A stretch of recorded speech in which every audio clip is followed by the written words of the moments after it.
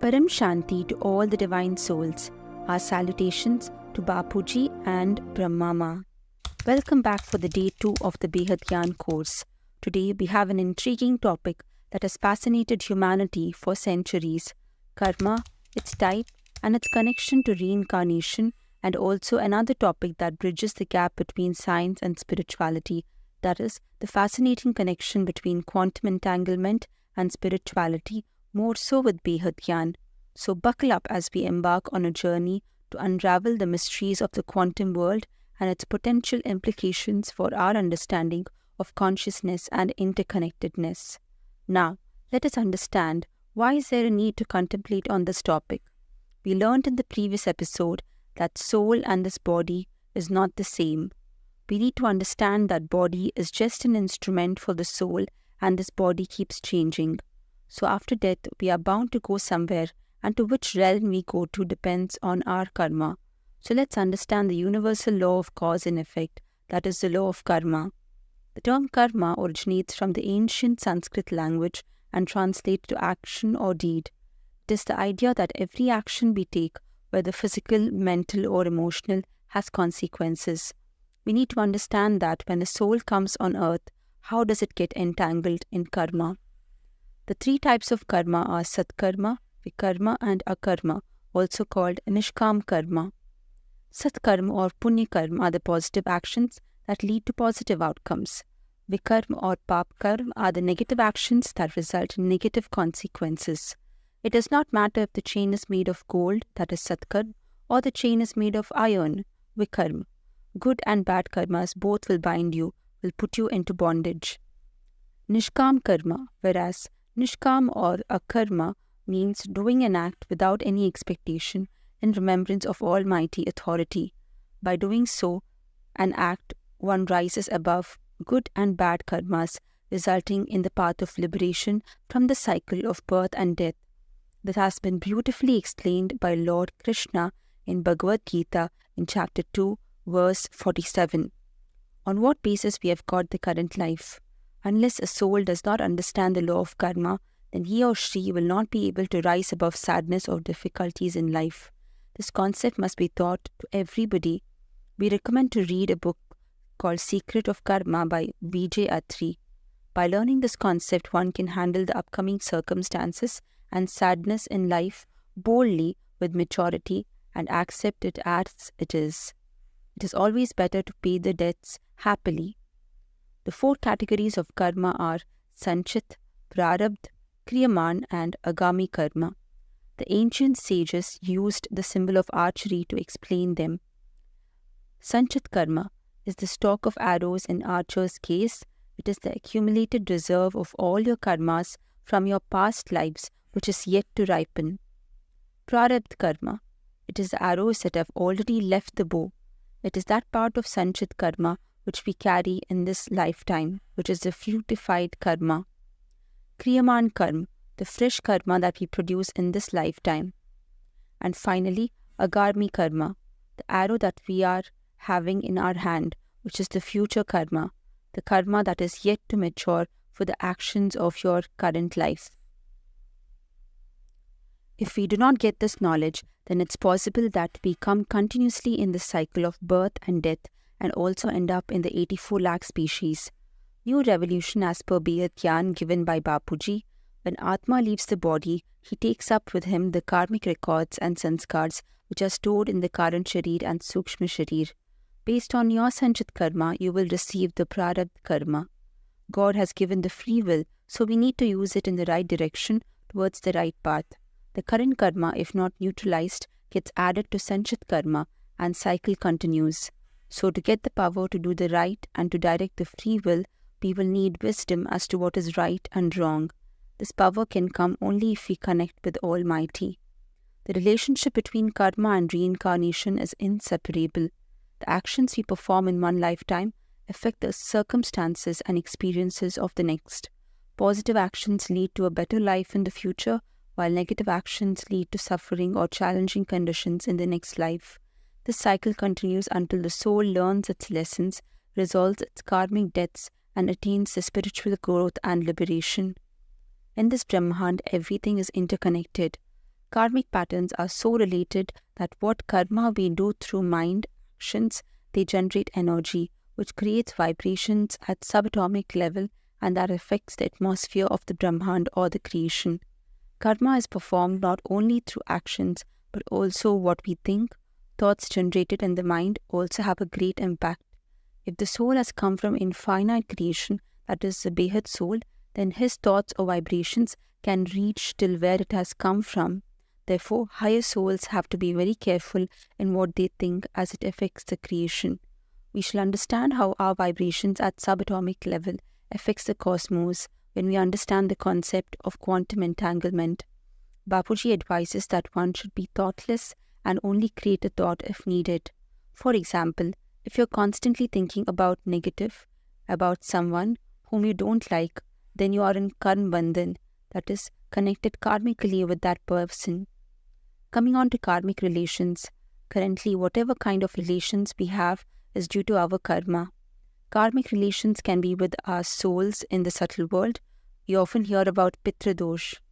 Bapuji says most of the time, when a soul leaves the body, it takes birth in a family with other souls of similar sanskars and with whom it had karmic relation. Here comes the concept of Antmati Sogati. Mati means buddhi. So what was there in the intellect at the time of death, that will decide his fate. This concept is nicely explained in our Upanishad, the story of King Jadabharata. Please to check out these videos of Bapuji like Mysteries of Karma, which is greater, destiny or karma, how to burn karma, karma yogi life, can we change our prarabdha karma? Jivatmas, they are trapped in this materialistic world and can't ascend up as their air element is too heavy, and because of their vices, they keep roaming above the earth around the 200-kilometer range and wait to get another body to fulfill unfinished desires. Some souls have such heavy subtle body that they cannot even go above 2 kilometers. Our karmas are due to our fixed karmic pattern. If one wants to break the karmic pattern, then for this, knowledge is very important. But many go behind astrologers for instant solution. Now here comes a question which is bigger. Karma or destiny? Our karma only creates our destiny. The astrologers predict as to what will happen in the future, in life, but the question is, can we change it? Listen to Bapuji's videos on the truth of astrology and about karma and destiny. There are many organizations which say world drama repeats in a similar way. For example, if a fly has passed across you in the last world cycle, the same will repeat in this cycle. Then what is the point of effort or purusharth? And what is the role of karma? For example, a handicapped person whose life is full of difficulties, and for him the ray of hope is his present karma, by which he can improve his agami karma and utilize sanchit karma. Another example of dacoit, if he wants to change himself, then with this concept that the world drama will repeat in the same way, how will he and why should he put effort? Why will he believe in God? So such souls who preach this concept of world drama repeating exactly in the same way must ponder over this.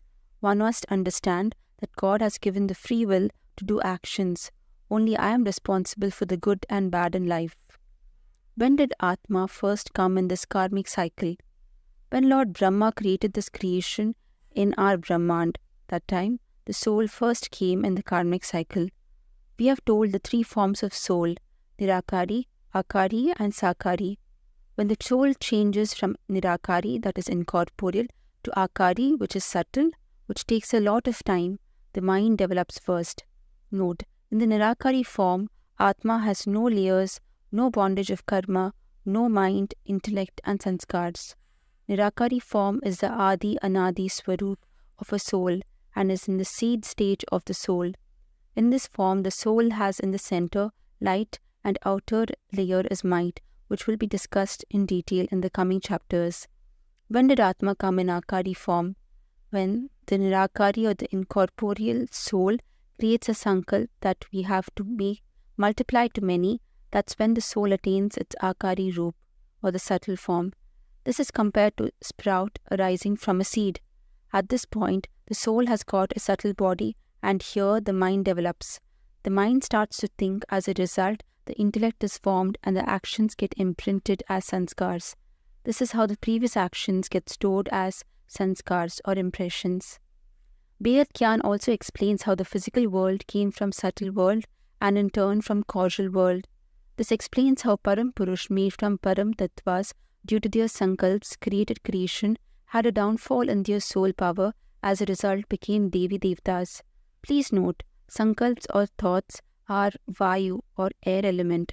So more the thoughts, heavier is the air element. Please note, Param Purush are greater than Devi Devtas. Now these Devi Devtas in Swarglok had desires and the soul power depleted, and these Devi Devtas have now become human beings. This is how the soul power diminished and we became human beings, which is the lowest stage of a soul, possessing Sakari form, that is the physical body. Bapuji says that we were Devi Devtas, and because the soul power declined, due to which we have acquired a physical body. Bapuji explains 33 crore Devi Devtas, whose mention is in our scriptures, have now become humans. Some are in the subtle world, rest are in the physical world. Now the karmas have been recorded since the start of the journey of the soul and Karan Sharir, which is the Akash Tattva, and emotions attached to these are recording in the Sukshma Sharir, which is the subtle body. But when a soul comes to the physical world, the sheath covering the soul is so much that it forgets the memories of its past life and its true self and its creator, and gets influenced by the effect of Maya. Added to this, the soul does not have knowledge. To listen to knowledge, one must need power, and to get the power, the soul must create a thought that I want to liberate myself. But if the soul does not have knowledge that he is trapped in this materialistic world, then why will he think of liberation? How to get liberated? In Bhagavad Gita, Lord Krishna mentions, forget all the body and bodily relationships, become soul conscious and surrender unto me. I shall liberate you from all the sinful reactions. Do not fear. This does not mean to leave everything and go. It just means to surrender your mind, intellect to him only, not to think of your relatives. Now from where do you get the power to burn our karmas? The karma is recorded in the causal body. Let's first understand about the connection between medicines and blessings in a diseased person. What is the origin of a disease? It occurs first in the causal body, then in the subtle body, and later gets impacted in the physical body.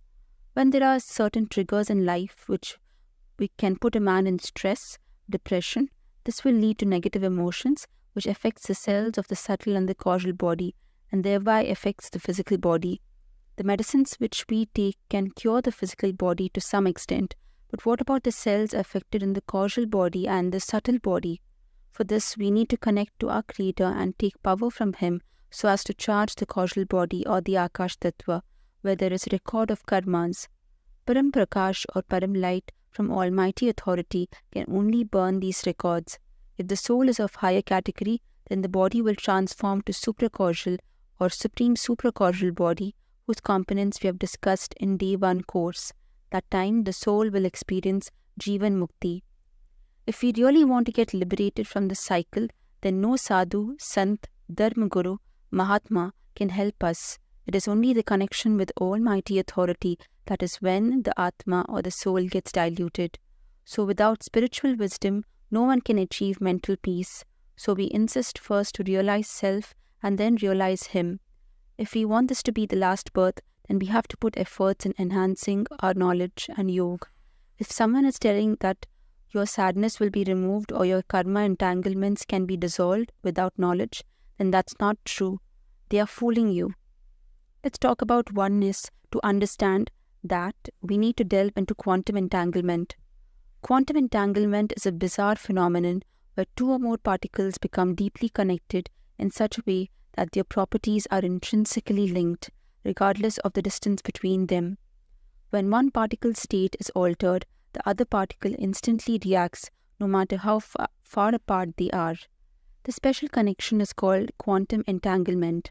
For example, relation between a mother and a child. When these particles become entangled, whatever happens to one particle instantly affects the other, no matter the distance between them. It's like they have a magical link that allows them to communicate instantly. Now let's say that you have two entangled particles, particle A and particle B. If you change the properties of particle A, like its spin or its direction, particle B will automatically change its properties to match, even if they are light years away from each other. This happens even faster than the speed of light, which is pretty mind-blowing. Now, you might be wondering how does this scientific concept relate to spirituality? Well, spiritual teachings from various traditions have long spoken about interconnectedness, oneness, and the idea that everything in the universe is interconnected. Quantum entanglement seems to echo these profound insights. Connection with BEHAD Gyan.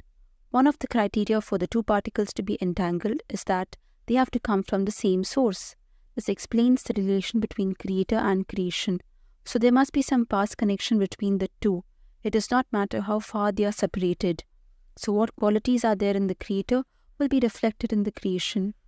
Sakshi Didi has spiritually decoded the quantum entanglement science through her mastery and expertise in Bhagavad Gita, stating that when a soul creation reaches to his creator, he feels united, he feels fulfilled, he reaches to oneness. Yes, that oneness is nothing but quantum entanglement. What we do in yoga is basically become soul conscious, disconnect from this physical world, and through thoughts connect with the creator in the highest dimension to experience oneness. It's just a small effort to make this infinite knowledge short. However, we recommend you to directly listen to the videos of Bapuji on this topic and refine your consciousness. Thank you for joining us today. If you found this video insightful, don't forget to like, share and subscribe to our channel for more thought-provoking content. Until next time, may your actions be filled with wisdom and your journey towards enlightenment be blessed. Stay curious and keep exploring. Param Shanti.